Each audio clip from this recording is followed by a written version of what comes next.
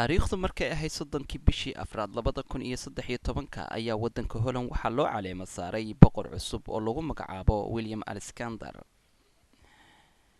laga soo bilaabo 1980kii waxaa waddanka Holland boqorad ka ahayd isla markaana ka soo arriminaysay haweeneyda lagu magacaabo Beatrix. Beatrix waxa ay dhalatay 31 January 1938 iyadoo isla markaa ku dhalatay gobolka Utrecht tuulo yar oo ka tirsan oo lagu magacaabo Barney.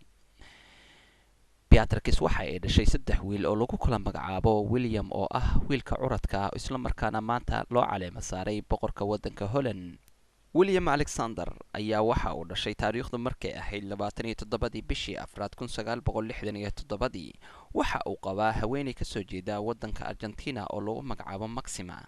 waxa ay u dhashay 3 gabdhood oo la kala yiraahdo Amelia, Alexia iyo Arina.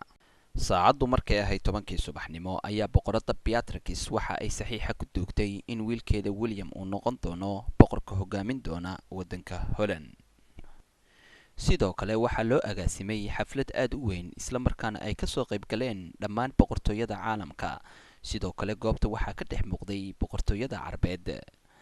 isku soo wada duubo goobta xafladda lagu dhigayay ayaa waxay ahayd goob aad amnigeeda loo sugay isla markaana waxaa soo buuxdhaafiyay dadka ku nool waddanka Holland gaar ahaan shacabka Holland oo ku labisan calanka oranjiga.